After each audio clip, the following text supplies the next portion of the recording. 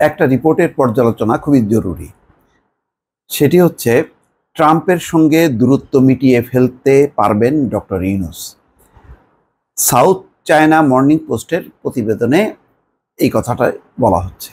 এখানে দুটি গুরুত্বপূর্ণ পয়েন্ট উল্লেখ করেছে দেশ রূপান্তর। তাতে আছে যে ভারত চীনের সাথে কৌশলগত ভালো সম্পর্ক থাকায় বাংলাদেশকেও যুক্তরাষ্ট্রের প্রয়োজন। দ্রুতই দূরত্ব মিটিয়ে নতুন মার্কিন প্রশাসনের সঙ্গেও কাজ শুরু করতে পারবে ডক্টর মোহাম্মদ ইউনূস। আচ্ছা, কেন এটা বলা হচ্ছে? বলা হচ্ছে ভারত তার কৌশলটা পরিবর্তন করেছে। সে চীনের সঙ্গে আগের যেই বিরোধপূর্ণ যে অবস্থানটা, সেই অবস্থানটা অনেকটা কমিয়ে ফেলেছে। এবং সম্প্রতি যে মোদি চীন সফর করেছে, সেই চীনের লাদাখের ব্যাপারে খুব দ্রুত বেগে তাদের যে সীমান্তে যে সমস্যা ছিল লাদাখে, সেইটা সমাধান করে ফেলেছে। এবং তারা চীনের সঙ্গে আরও যৌথভাবে কি কি বাণিজ্য অন্যান্য বিষয়ে কাজ করা যায় সেই বিষয়ে নানা রকম পরিকল্পনা প্রকাশ করেছে। এতে টনক নড়েছে কিন্তু মার্কিন প্রশাসনের পররাষ্ট্র নীতি শুধু কোনো দল ঠিক করে না, তাদের একটা কেন্দ্রীয় যে পররাষ্ট্র দপ্তর অনেক কিছু তারা পর্যালোচনা করে। অন্যদিকে ভারত রাশিয়ার সাথে চমৎকার সম্পর্ক বজায় রেখেছে। তো এই কারণে একেবারে ভারতকে পরিপূর্ণভাবে মনে করতে পারছে না মার্কিন যুক্তরাষ্ট্র যে তাদের একমাত্র বা অন্যতম প্রধান মিত্র, এটা মনে করতে পারছে না। তারা কৌশলগত কারণে এই চীনের সঙ্গে, কৌশলগত কারণে আমেরিকার সঙ্গে, কৌশলগতভাবে রাশিয়ার সাথে সম্পর্ক রাখছে, ডেডিকেটেড না। এই অঞ্চলে, দক্ষিণ এশিয়ার এই অঞ্চলে মার্কিন যুক্তরাষ্ট্র চায় একটা ডেডিকেটেড মিত্র। তো এখন বাংলাদেশের গভর্নমেন্ট যে অবস্থানের মধ্যে আছে, যে ভারতের দ্বারা চাপের মধ্যে আছে, তো এইরকম একটা বিশাল সীমান্ত বেষ্টিত একটা দেশের যে দেশ এই রাজনৈতিক পট পরিবর্তন মেনে নিচ্ছে না এবং তাদেরকে নানাভাবে বিপদে ফেলছে।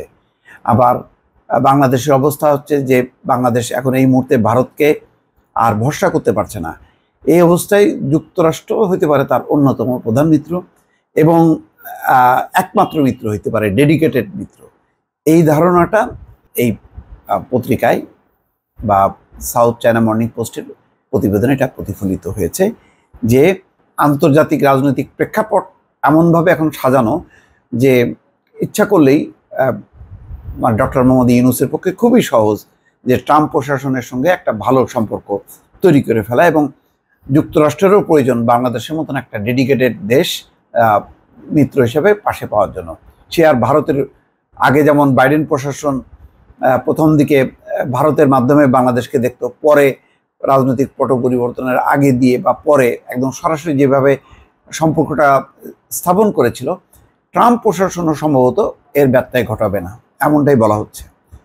যুক্তরাষ্ট্রের নবনির্বাচিত প্রেসিডেন্ট ডোনাল্ড ট্রাম্পের সঙ্গে দূরত্ব মিটিয়ে ফেলতে পারবেন বাংলাদেশের অন্তর্বর্তী সরকারের প্রধান ডক্টর মোহাম্মদ ইউনূস। এছাড়া দূরত্ব মিটিয়ে নতুন মার্কিন প্রশাসনের সঙ্গে কাজও শুরু করতে পারবেন তিনি, এমনটাই প্রত্যাশা করছে দেশে বিদেশের বিশেষজ্ঞরা।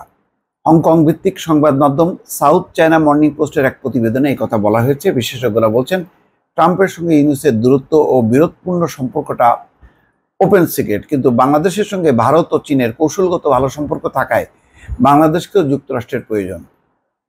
ওয়াশিংটন ভিত্তিক পর্যবেক্ষক সংস্থা উইলসন সেন্টারের দক্ষিণ এশিয়া ইনস্টিটিউটের পরিচালক মাইকেল কুগেলম্যান বলছেন, ট্রাম্প এক সময় ক্ষমতায় এসেছেন যখন শেখ হাসিনা পরবর্তী বাংলাদেশ পুনর্গঠন ও স্থিতিশীল করার চেষ্টা করছেন ডক্টর মোহাম্মদ ইউনূস।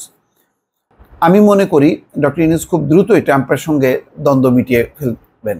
তিনি আরও বলেন, আমি মনে করি ডক্টর ইউনূস পুনরায় ট্রাম্পের সমালোচনা করবেন না। ট্রাম্প জয়ী হওয়ার পরপরই ডক্টর ইউনূসের পক্ষ থেকে অভিনন্দন বার্তা সেই ইঙ্গিতই বহন করে। 5ই নভেম্বর মার্কিন নির্বাচনের প্রাথমিক ফলাফলে ট্রাম্প জয়ী হওয়ার কিছুক্ষণ পরেই প্রধান উপদেষ্টা ডক্টর মোহাম্মদ ইউনূস ট্রাম্পকে বিজয়ের জন্য অভিনন্দন জানান। বাংলাদেশ এবং যুক্তরাষ্ট্রের মধ্যে অংশীদারিত্ব জোরদার করার জন্য উন্মুখ বলেও জানান তিনি। ডক্টর ইউনূস এবং ট্রাম্পের মধ্যে বিরোধ মূলত 2016 সালে ট্রাম্প প্রথমবার মার্কিন প্রেসিডেন্ট নির্বাচিত হওয়ার সময় শুরু হয়।